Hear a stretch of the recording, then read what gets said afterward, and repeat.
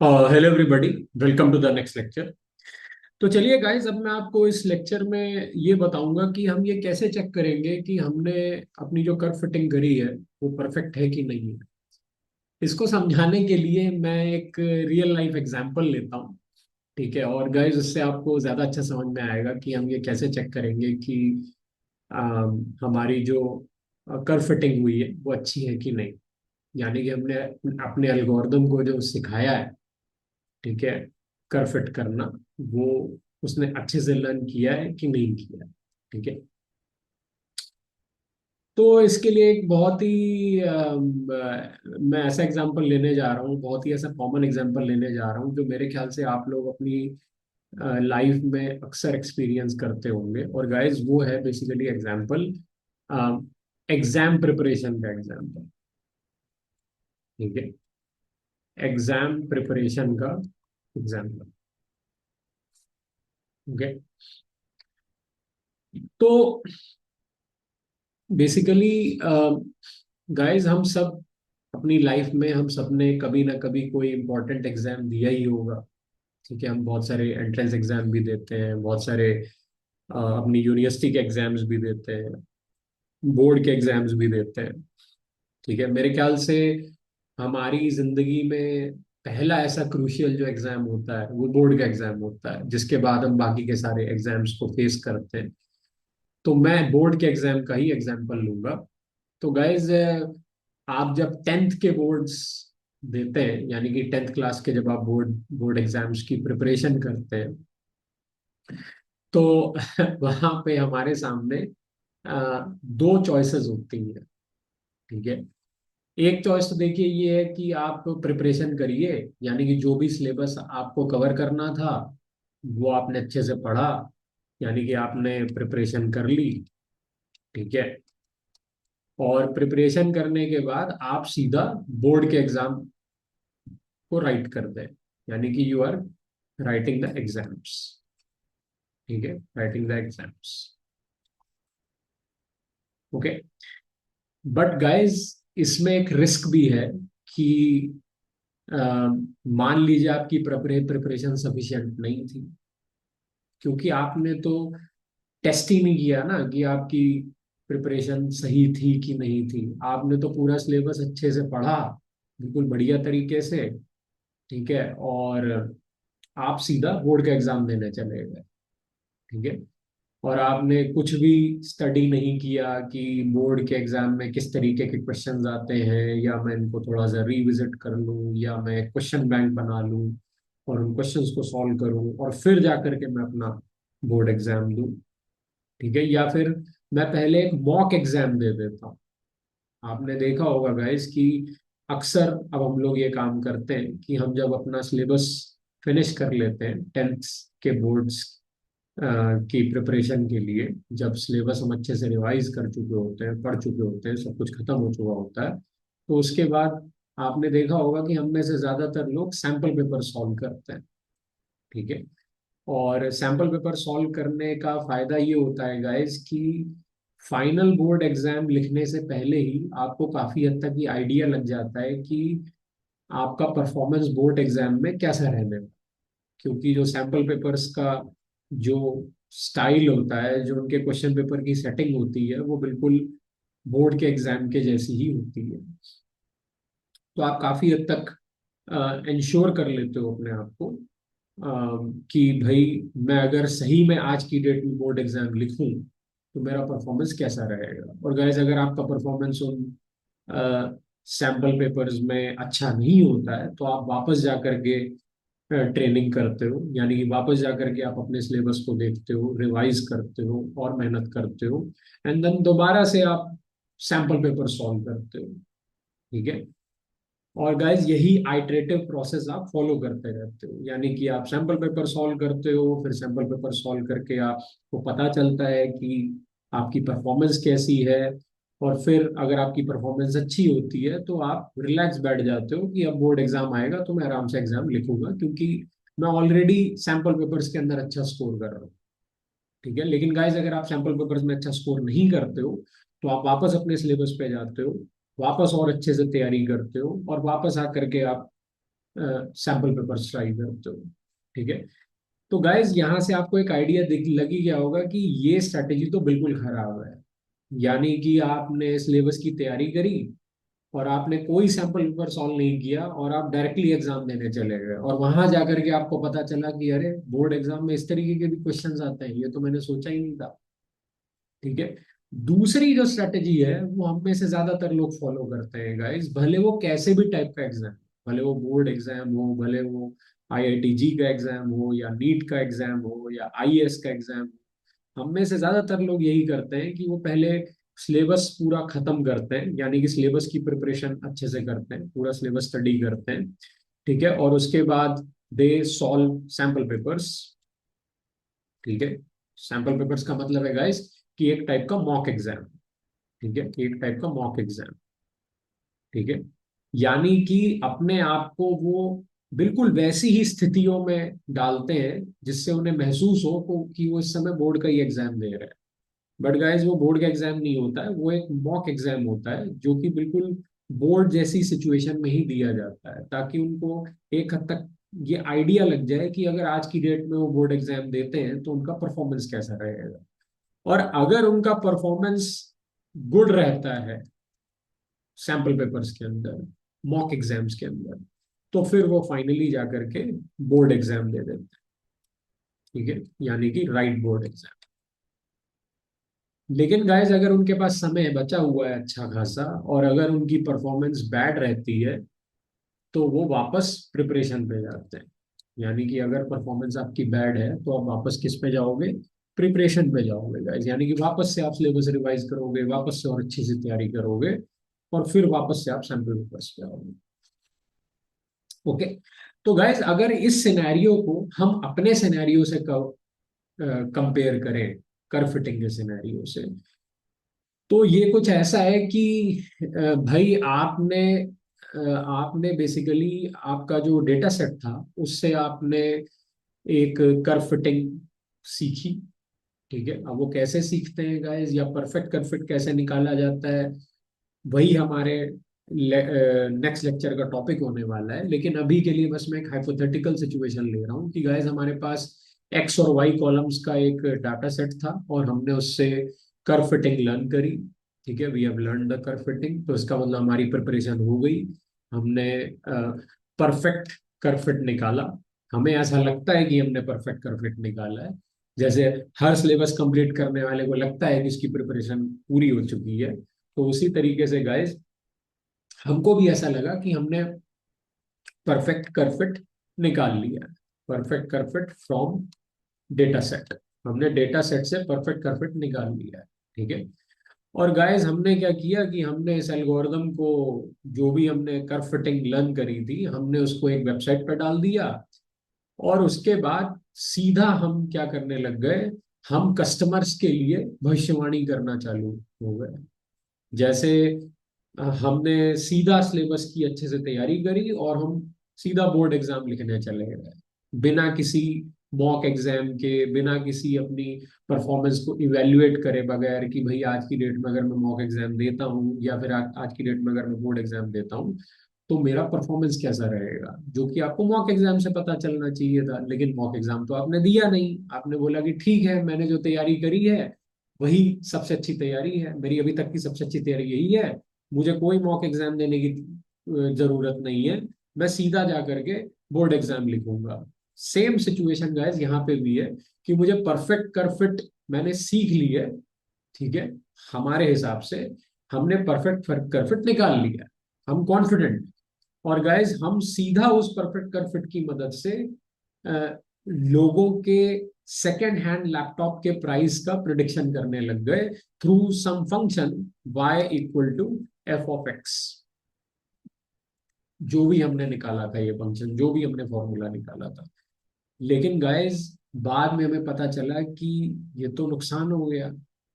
ठीक है, ये तो परफेक्ट परफेक्ट नहीं है, क्योंकि जब लोगों के प्रिडिक्शंस आने चालू हुए तो हमें पता चल रहा है कि लोग हमारी वेबसाइट पे आके निगेटिव रिव्यूज डाल रहे हैं कि आपकी ये जो प्रिडिक्शंस है ये टोटली गलत है, मार्केट में ये प्राइस चल ही नहीं रहा है, दिस इज टोटली बैड। तो गाइस अब आप सोचिए इससे आपका कितना नुकसान होगा। मतलब आपने आपको आपका मतलब ये कुछ ऐसा हो गया कि आप बोर्ड का एग्जाम लिखने गए और तब जाकर के आपको पता चला कि मेरा परफॉर्मेंस अच्छा नहीं है। बट गाइस अब क्या फायदा, अब तो नुकसान हो चुका है, क्योंकि बोर्ड एग्जाम जो आपको देना था वो आपने दे दिया है। ठीक है, अब आपके मार्क्स खराब हो गए। तो सेम सिचुएशन यहाँ पे भी है कि अब क्या फायदा। अब तो आपका एल्गोरिदम लाइव वेबसाइट पे काम कर रहा है, जिसने कर्व फिटिंग लर्न करी है, जो वाई बराबर एफ एक्स फंक्शन आपने लर्न किया है, उसकी मदद से आप लोगों को लैपटॉप, सेकेंड हैंड लैपटॉप के प्राइजेस की गलत गलत भविष्यवाणी कर करके बता रहे हो। और अब तो आपकी वेबसाइट जो है वो बहुत ही बैड रेपुटेशन में चली जाएगी, कोई आपकी वेबसाइट का यूज ही नहीं करेगा। तो गाइज आपको पता चल ही गया होगा कि ये खराब स्ट्रेटेजी है, ये काम हमको नहीं करना है। ठीक है, तो फिर हमें क्या करना चाहिए गाइज। देखिए गाइज, हमें सेम बोर्ड एग्जाम वाली जो हमारी एनालॉजी है उसी से इंस्पिरेशन लेते हुए हम सेम यहाँ पे भी कुछ ऐसा ही काम करेंगे। यानी कि गाइस हमारे पास जितना भी डाटा सेट होगा, यानी कि हमारे पास जितनी भी रोज होंगी, ओके, जितनी भी रोज हमारे हमारे हमारे पास होंगी हमारे डाटा सेट में, एक्स और वाई कॉलम की, ठीक है, उसमें से 70% ऑफ द रोज, ठीक है, यानी कि मेजॉरिटी ऑफ द जो हमारे डाटा सेट के रोज होंगी, 70% मान लीजिए आप गाइस, उससे हम कर्व फिटिंग लर्न करेंगे। यानी कि उससे हम परफेक्ट कर्व फिट निकालेंगे। ठीक है, उससे हम क्या निकालेंगे, परफेक्ट कर्व फिट निकालेंगे। यानी कि आप इसको मान लीजिए कि जो 70% ऑफ द डाटा सेट है, ये हमारा सिलेबस है, जिससे हमें सीखना है, जिसकी हमें तैयारी करनी है, या जिससे हमें परफेक्ट कर्व फिट निकालना है। तो गाइस हम इससे परफेक्ट कर्व फिट निकालेंगे। ठीक है, और जो नीचे का 30% ऑफ द जो डाटा होगा गाइज हमारा, या 30% ऑफ द जो रोज होंगी हमारे डाटा सेट की, वो क्या हो जाएंगी गाइज, वो हो जाएंगे हमारे सैंपल पेपर्स। ठीक है, वो हमारे सैंपल पेपर्स हो जाएंगे guys. They will be like our sample papers. ठीक है, और गाइज हमने ऐसा क्यों किया, क्योंकि आपको भी पता है गाइज कि सैंपल पेपर्स के अंदर जो क्वेश्चंस होते हैं वो सिलेबस से नहीं आते। सिलेबस के अंदर हम जो क्वेश्चन सॉल्व करते हैं, या सिलेबस के अंदर हम जिस तरीके की चीजें पढ़ते हैं, उससे काफी अलग क्वेश्चन सैंपल पेपर के अंदर होते हैं। तो उसी तरीके से गाइस, जो सैंपल पेपर्स का डाटा है, और जो हमारा ऐसा डाटा है जिससे हम कर्व फिट निकालेंगे, जिस डाटा को गाइस मशीन लर्निंग की भाषा में ट्रेनिंग डाटा भी बोला जाता है। ट्रेनिंग डाटा, तो ट्रेनिंग डाटा वो डेटा होता है गाइस जिससे परफेक्ट कर्व फिट निकाला जाता है। In a similar kind of way, जो सिलेबस होता है गाइस हमारा, उसी से हम ट्रेनिंग लेते हैं उस सब्जेक्ट में अच्छा परफॉर्म करने की। तो सिलेबस क्या हो गया गाइस, हमारा ट्रेनिंग डाटा हो गया। उसी तरीके से किसी भी मशीन लर्निंग एल्गोरिदम के लिए जो 70% ऑफ द डेटा जो हमने ऊपर लिया है वो ट्रेनिंग डाटा है गाइस, तो उससे, क्योंकि उससे हम अपने एल्गोरिदम को ट्रेन करेंगे परफेक्ट परफेक्ट निकालने के लिए, राइट। लेकिन जो नीचे का 30% ऑफ द डेटा है, वो क्या है गाइस, वो है हमारा सैंपल पेपर्स। यानी कि सैंपल पेपर्स के अंदर जो क्वेश्चंस होते हैं वो ट्रेनिंग डाटा से अलग होते हैं। And guys that is the reason कि आप यहाँ पे क्लियरली देख पा रहे हैं कि जो नीचे का डाटा है, जो सैंपल पेपर्स वाला डाटा है, और जो ट्रेनिंग डाटा है, उसके बीच में किसी भी तरीके की कॉमनैलिटी नहीं है, किसी भी तरीके का इंटरसेक्शन नहीं है। यानी कि ऐसा नहीं है कि ट्रेनिंग डेटा की कुछ रोज क्रॉस ट्रेनिंग ट्रेनिंग डेटा की कुछ रोज सैंपल पेपर्स वाले डाटा से इंटरसेक्ट कर रही है, कॉमन है। ठीक है, कॉमन नहीं है गाइस। ओके, तो हम कब ये एज्यूम करेंगे कि एक स्टूडेंट बोर्ड एग्जाम में ज्यादा अच्छा परफॉर्म करेगा, जब गाइस वो सैंपल पेपर्स में भी अच्छा परफॉर्म करे। तो गाइज अब आप समझ में आ रहा होगा आपको कि हम क्या करने वाले हैं। हम बेसिकली ट्रेनिंग डाटा से परफेक्ट परफेक्ट निकालेंगे, और उसको अपनी वेबसाइट पे डालने से पहले, यानी कि जो हमने y equal to f x, ये जो भी फंक्शन हमने निकाला है, जो हमारे लिए परफेक्ट परफेक्ट कर रहा है, इस फंक्शन को वेबसाइट पे डालने से पहले हम चेक करेंगे कि ये जो भी फंक्शन हमने निकाला है, क्या ये हमारे सैंपल पेपर्स के ऊपर अच्छा परफॉर्म कर रहा है, क्या ये हमारे जो सैंपल पेपर्स वाला डाटा है, जिसको गाइस मशीन लर्निंग की भाषा में क्रॉस वैलिडेशन डाटा भी बोला जाता है। क्रॉस वैलिडेशन डाटा, ठीक है, क्रॉस वैलिडेशन। तो इसका मतलब जिस डाटा पे हम अपने परफेक्ट कर्व फिट का मॉक एग्जाम लेंगे, यानी कि चेक करेंगे कि हमारा जो हमने कर्व फिट निकाला है, क्या आज की डेट में अगर हम उसे वेबसाइट पे डाल दें तो वो कितना अच्छा परफॉर्म करेगा, उसका टेस्ट लेने के लिए हम जिस डाटा का यूज करेंगे, यानी कि मॉक एग्जाम लेने के लिए जिस डेटा का यूज करेंगे, उस डेटा को कहते हैं गाइस क्रॉस वैलिडेशन डाटा। ठीक है। तो अब आपको समझ में आ गया होगा कि हम क्या करने वाले हैं गाइस। हम ट्रेनिंग डाटा से पहले परफेक्ट करफिट निकालेंगे, ठीक है। और एक बार हमारी परफेक्ट करफिट आ जाएगी, जो कि हमें लगता है अभी कि हमारी परफेक्ट करफिट है, लेकिन गाइस हम श्योरिटी से नहीं कह सकते कि ये परफेक्ट है कि नहीं, बट हम जितना भी अच्छे से ट्रेन करा सकते थे, जितनी भी अच्छी परफेक्ट करफिट निकाल सकते थे, वो हमने निकाली। और फिर गाइस हम उस परफेक्ट करफिट का परफॉर्मेंस चेक करेंगे अपने क्रॉस वैलिडेशन डेटा के ऊपर, यानी कि मॉक एग्जाम लेंगे। और अगर क्रॉस वैलिडेशन डेटा पे परफॉर्मेंस अच्छी होती है, यानी कि परफॉर्मेंस इज गुड, ठीक है, तो गाइस हम इसको वेबसाइट पे डाल देंगे। या फिर आप कह लीजिए कि एक तीसरा डाटा भी हम कभी कभार लेते हैं, जिसको हम टेस्टिंग डाटा बोलते हैं, जो कि हमारे वेबसाइट पे आने वाले कस्टमर्स के डाटा की तरह ही बिहेव करता है। हम उस पे फाइनली फिर अपने कर्व फिटिंग को चला देंगे, यानी कि हम फिर उस पे फाइनली प्रेडिक्शंस निकालें। ठीक है। लेकिन गाइज अगर हमारे बेसिकली कर्व फिटिंग का जो परफॉर्मेंस है वो क्रॉस वैलिडेशन डेटा पे अच्छा नहीं होता है, ठीक है, तो गाइज आपको अच्छे से पता है कि हम क्या करने वाले हैं। जैसे हम पहले की एनालॉजी में कर रहे थे कि सिलेबस वापस जाके पढ़ना पड़ेगा, यानी कि और अच्छे से ट्रेनिंग करनी पड़ेगी। तो सेम सिचुएशन यहाँ पे भी होने वाली है गाइज, कि अगर क्रॉस वैलिडेशन डेटा पे परफॉर्मेंस अच्छी नहीं होगी, तो हम वापस ट्रेनिंग डाटा पे जाएंगे और दोबारा से और अच्छी परफेक्ट परफेक्ट निकालने की कोशिश करेंगे। ठीक है। और गाइज वापस फिर हम क्रॉस वैलिडेशन डाटा पे आएंगे, दोबारा से परफॉर्मेंस इवेल्युएट करेंगे। और अगर इस बार परफॉर्मेंस अच्छी हो जाती है, तो गाइज हम अपने इस परफेक्ट करफिट की मदद से वेबसाइट पे भविष्यवाणी करेंगे। या फिर अगर हमने कोई वेबसाइट नहीं बना रखी है और हमारी वेबसाइट पे कोई कस्टमर नहीं आ रहा है, तो हम एक तीसरा डाटा भी लेकर के रखते हैं गाइज, जिसे हम कहते हैं टेस्टिंग डाटा। हम उस पे अपने कर फिट का परफॉर्मेंस देख लेंगे, जो कि एक हिसाब से इंडिकेटर होगा कि अगर आज की डेट में हमारा एल्गोरिदम वेबसाइट पे डाल दिया जाए तो वो ऐसा ही काम करे। ठीक है।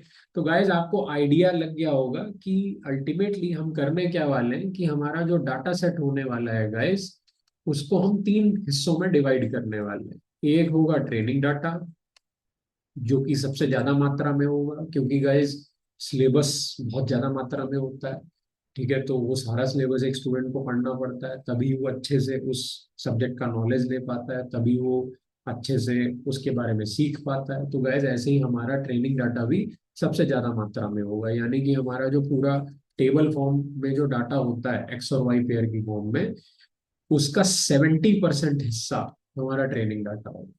ठीक है। और गाइज जो 20% हिस्सा है वो सीवी डाटा होगा। सीवी डाटा मतलब क्रॉस वैलिडेशन डाटा, तो उसका 20% हिस्सा क्रॉस वैलिडेशन डाटा होगा। और जो लास्ट का 10% हिस्सा होगा गाइज, वो टेस्टिंग डाटा होगा, जिसपे हम अपने एल्गोरिदम का फाइनल परफॉर्मेंस निकालेंगे। आप ऐसा समझ लीजिए कि टेस्टिंग डाटा का मतलब है बोर्ड एग्जाम। ये मॉक एग्जाम नहीं है, ये बोर्ड एग्जाम। तो इसका मतलब अगर हम अपने एल्गोरिदम को वेबसाइट पे नहीं डालते हैं, या अपने परफेक्ट करफिट के फॉर्मूले को वेबसाइट पे नहीं लेकर के जाते हैं, या हमने वेबसाइट बनाई ही नहीं है, लेकिन फिर भी हम देखना चाहते हैं कि अगर हम आज की डेट में उसको वेबसाइट पे डालते तो उसका कैसा परफॉर्मेंस होता, तो उसके लिए हम टेस्टिंग डाटा भी रखते हैं, जिससे कि हम ये बता सकते हैं कि अगर हम वेबसाइट पे डालते तो कैसा परफॉर्मेंस होता है। तो आपको आइडिया समझ में आ ही गया होगा गाइस कि क्या सिनेरियो है। बस यही कॉन्सेप्ट है गाइस। तो अब आपको समझ में आ गया कि हम क्या करने वाले हैं। और अब गाइस नेक्स्ट लेक्चर में हम बात करेंगे कि परफेक्ट करफिट निकाली कैसे जाती है। ठीक है। That's it for this lecture guys. Thank you.